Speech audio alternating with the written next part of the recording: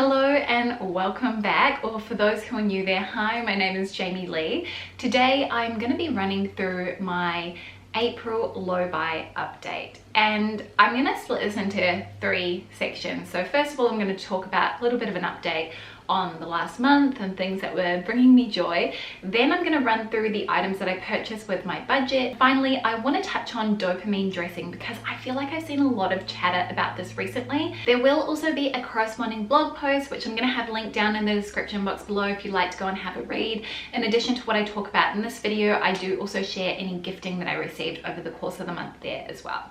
So, things bringing me joy. Now, if you follow me over on Instagram, then you probably already know what my big news of the month is, but it's that I had a baby. I had a little girl, and it has honestly been such a joy to be able to expand our family, to see our son become an older brother, and he is just absolutely besotted with our little girl. He constantly wants to cuddle her and give her the most delicate little kisses, and it's really just been so nice to kind of be cocooned in that newborn bubble.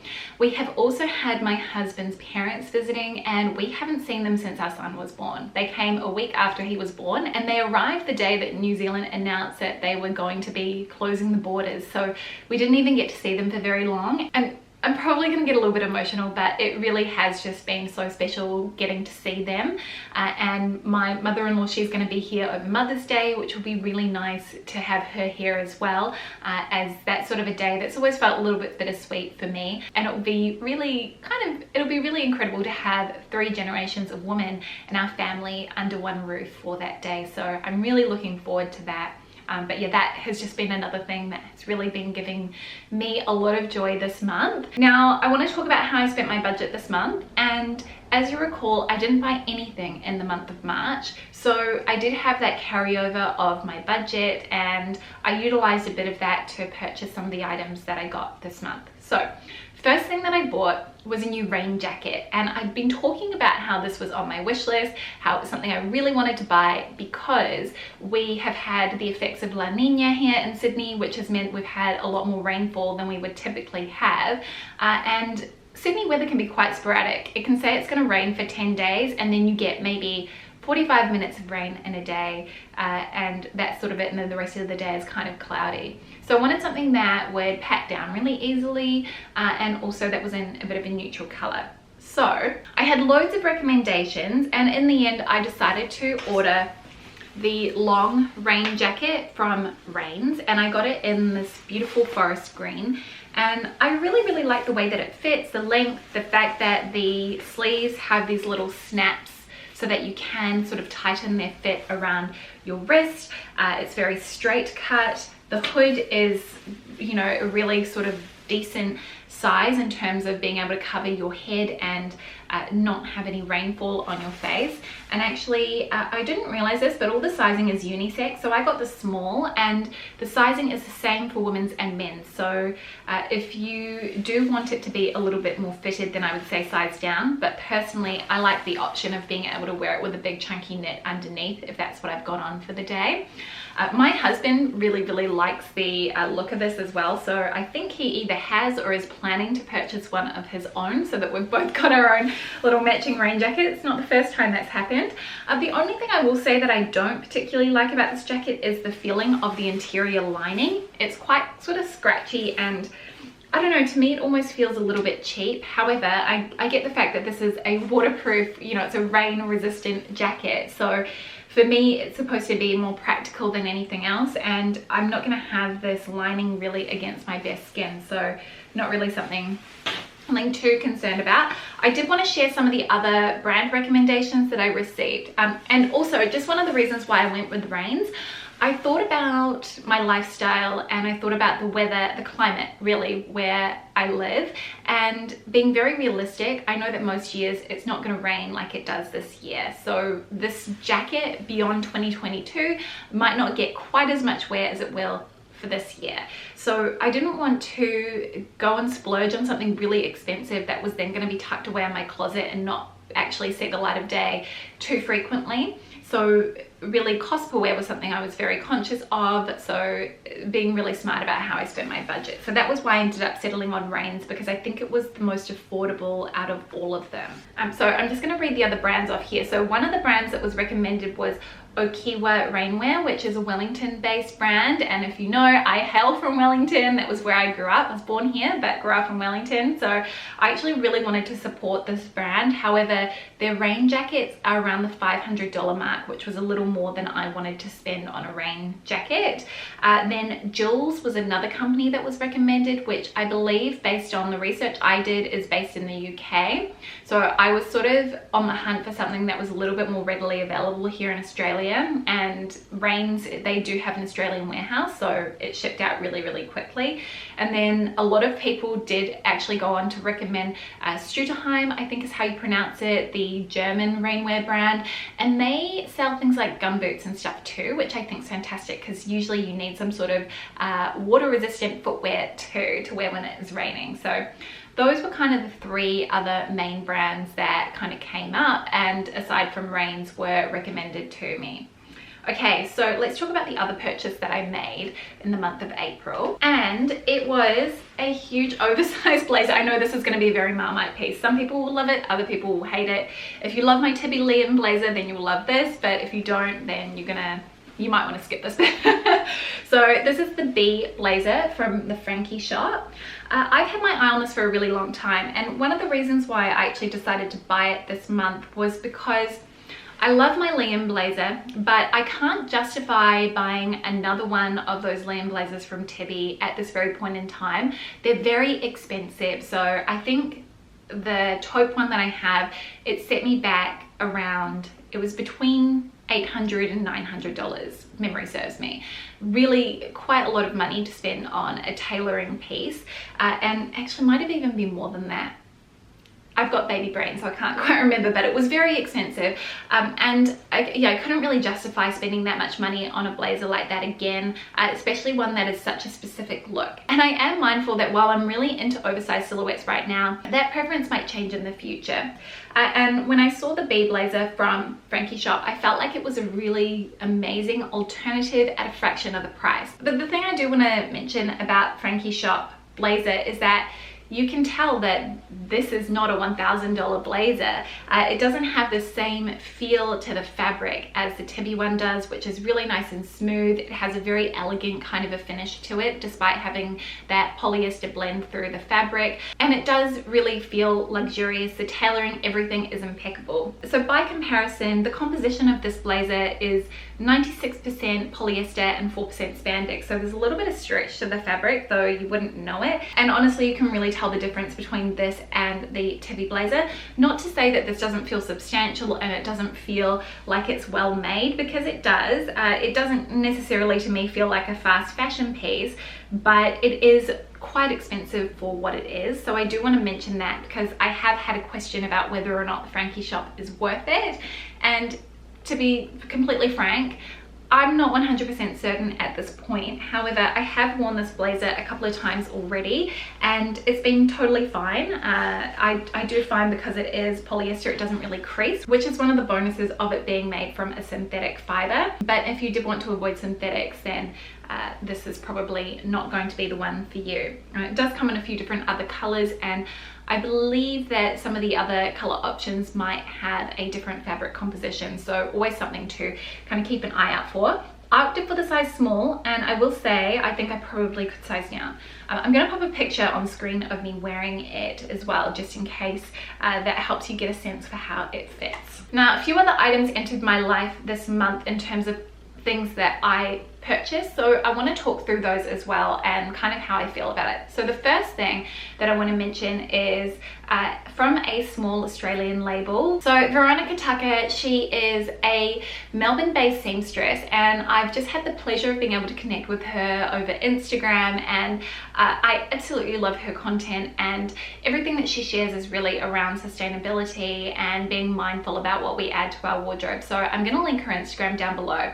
She reached out to me and said, I'd really love to gift you a piece, and I said, look, I would love that, but I know you're a small business and I wouldn't feel right accepting something without paying anything. So I asked her if I could pay for the cost of her labor and also the cost of materials. So I did contribute some money towards this. It's something I probably wouldn't have made this purchase if it weren't for her reaching out to me, but I really did want to support her. I think that her designs are really beautiful and I love her ethos. So I want to show you the top that I got. So this is the top here, which isn't going to look like much on the hanger, but I really appreciate that it can be worn a few different ways. It's made from 100% cotton and it does have this beautiful sort of seersucker stripe to it, which I think adds a lot of lovely texture to it. And then it has sort of balloon sleeves. You can wear it completely off the shoulder, you can wear it on one shoulder, you can actually also tie the straps around your neck to create kind of a halter neck effect.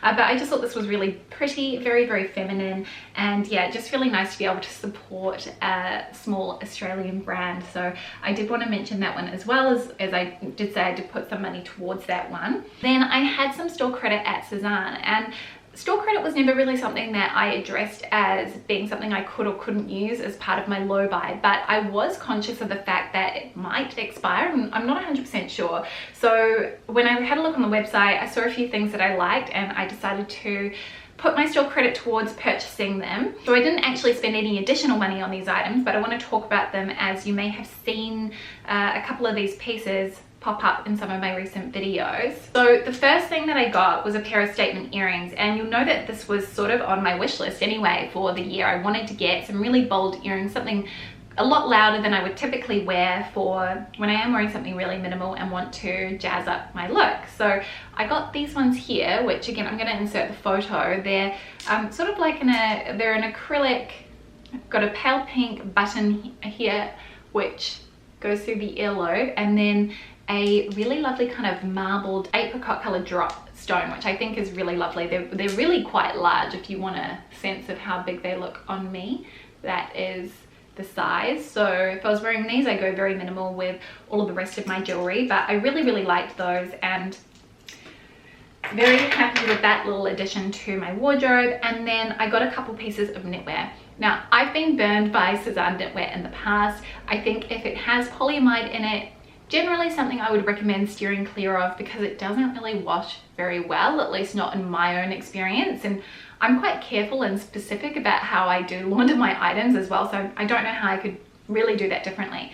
So I went with two that were in fabrications that I'm familiar with, and I can't recall the name of these pieces, but I want to talk about this first one, which is, yeah, it's made with their Eco-Vero lensing viscose material. It is this cream colored fitted knit, which has these really lovely little pale tortoise effect buttons here at the cuffs, which I think is really pretty, and then just a nice crew neck. This one I opted for in the size small, and I would say it fits pretty true to size, so you could also size down if you wanted it to be a little bit closer cut to the body, but I thought that would make a great layering piece. And then the other item that I got with my store credit is the Capuchines cardigan, which I opted for in the navy. So as you can see, it's this woven effect. It does have little you can see it's sort of like a fancy knit, I think is really how they refer to it on the website. It does have the dark brown tortoise buttons down the front, and then the blouson effect sleeves, which is very, very typical of Cezanne knitwear. This one is made from 100% organic cotton, and it's quite a thick, heavyweight cotton knit. I thought a really beautiful one for the transitional months, and it does come in a few different colors as well. So that was the other one. Then I do have a couple of other things that I wanted to mention. So first thing being that I actually ran out of my eyeshadow primer, and I had said that I was on a no buy for makeup, but I can't wear eyeshadow without a primer. I have really oily eyelids and it just ends up creasing. So I knew this was something I was going to have to replace, and I decided to just go for it, because otherwise I would end up getting incredibly frustrated, and I figured it just wasn't worth it. So I bought the NARS Pro Prime Smudge Proof Eyeshadow Base. This is what the tube looks like, and it's just a doe foot applicator. Brief interruption, had a baby to settle, I am back. So the final thing that I purchased this month, this was totally an unnecessary purchase, and I think it was just more a result of being tired, but I was buying some things for the kids and I spotted this knit, and really I could not help myself. There's nothing more to say than that. It was a bit more of an impulse buy, and I don't know if it's just because April felt like a really long month. When you're being woken like 4 to 5 times a night, you sort of lose all sense of time. So I'm really happy with this purchase. I think it's a great buy, especially if you really like the H&M knit that I have, but missed out on it. And if you're able to shop from Marquette, I cannot recommend this enough. It is a 100% cotton striped knit. See, I really have a problem wearing a striped top now. I was actually going through my closet and I realized I have so many striped pieces. I have a bit of a type. Now, what I was really drawn to about this particular knit were the buttons on the shoulders. It's a really substantial cotton. It does have sort of wide sleeves, so it doesn't cinch in at the wrist at all. And then it's very sort of boxy and voluminous through the body. I got the size small, and I would say that it fits true to size for an oversized fit. I will pop a photo of me wearing it here or here so you can see what it looks like on, but I just think it's really nice heavyweight cotton and a very good option for the transitional months, but also if you do live in a climate like mine where we are headed into winter. I was sort of reflecting on all of these additional items that I added to my wardrobe, and I wondered if part of it was because I didn't purchase anything in the month of March that I sort of felt a little bit more relaxed to how I approach my low buy for April, or if it was just the fact that I have been really sleep deprived and maybe not necessarily thinking through my decisions, my purchasing decisions as much as possible. But I think things like the Cezanne editions, I had that store credit. I was gonna end up using it eventually. It was just a matter of when, and I really wanted to ensure that I didn't lose that credit, which was why I felt compelled to sort of make that order. And really being able to support a small business, to me, that's something that I really love to be able to do. To be able to support a woman in business as well, I think is a great thing. Even though I probably wouldn't have made that particular purchase, the only thing I probably feel a little bit disappointed in myself for is buying an additional striped knit, because I think we all know that I do not need any more striped knits. Someone really needs to stop me, because I have so many at this point. It really is a little bit of a weakness when it comes to my shopping preferences, and I'd say by this point I have more than enough to sort of see me through for the next decade or two at the very least. Actually, one of the things that I forgot to mention about giving me joy is that we finally got our DA approval for our house renovation, so I did want to mention that. We're currently waiting for our builders to receive the construction certificate, and then once we get our building contract, we will get our final build date. So that's really great to see that there is a little bit of movement happening there. So as I have updates, I will continue to share them with you. Sorry, I just got interrupted again, so I'm going to keep the final part of this video very brief. I wanted to touch on dopamine dressing and essentially how this has really had me reflecting on my own personal style purchases. And if you aren't familiar with what dopamine dressing is, it's essentially the act of wearing really bright, fun, colorful pieces that make you feel happy, that give you that dopamine hit, that are bold, loud, and that really make those happiness and sensory parts of our brain sing. And for me, I've really noticed that this has had an impact on how I browse if I have time. I'm looking at a lot more colorful items and I'm thinking, should I be incorporating this into my wardrobe? Should I be injecting this little bit of color to make my outfits feel more exciting? And I almost feel like I'm ready to start doing that, branching out into bolder, louder pieces. And I'm not sure why, but I was recently looking back through some of my older photos around the time that I started doing capsule wardrobe. And one thing that really struck me is that I wasn't afraid to play with color, to incorporate it into my capsule wardrobe. And additionally, I was a lot more experimental with silhouettes and interesting shapes. And I think that that's really something I want to go back to. While I think I've really found my personal style, I know what I feel comfortable in and I know what I really enjoy. I think part of the fun of fashion is being able to play and to be expressive with your style, and sometimes that can mean doing things that feel a little bit out of the box. So I'm wondering whether I should sort of have a little bit of a colorful moment in my wardrobe perhaps. I'm not sure. How are you feeling about this whole trend of dopamine dressing? Are you finding that you yourself are feeling a little bit caught up in the buzz of it, or at least the excitement of wearing color?